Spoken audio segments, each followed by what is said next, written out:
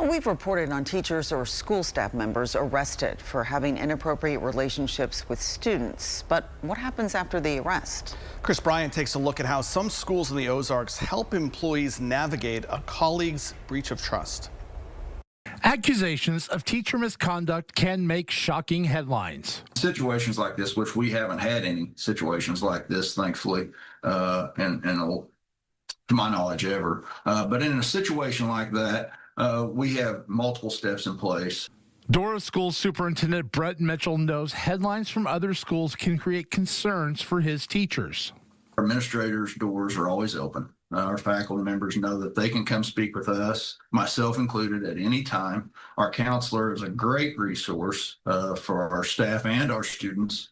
Dr. Brian Breeden is the superintendent at Clever. He was not available for an interview, but did say the district also provides an employee assistance program, which includes mental health support for any employee who needs it.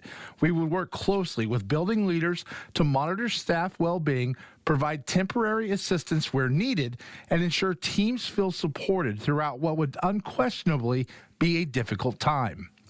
The National Institute of Health survey from 2022 found 11.7% of high school graduates said they experienced at least one form of educator sexual misconduct between grades K through 12. The important issue is how do we address those topics and those situations at the outset. And it starts with communication with administration, making sure that they understand and making sure that our members understand that we're going to be there to help them and represent them in situations like that. Todd Fuller with the Missouri State Teachers Association says it guides its members through the process when that breach of trust happens, but it really comes back to individual districts. How are their issues and concerns being addressed? And a lot of that falls back on how the administration, how the school board provides and offers resources to help those individuals as they start to wrestle with the issues at hand. For Mitchell, the thoughts of what if can weigh on him. You do still worry about it.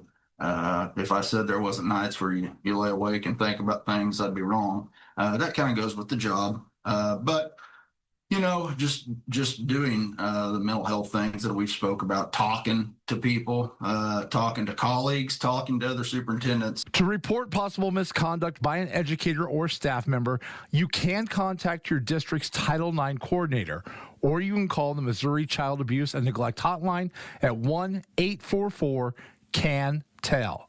In the newsroom, Chris Bryant, KY3 News.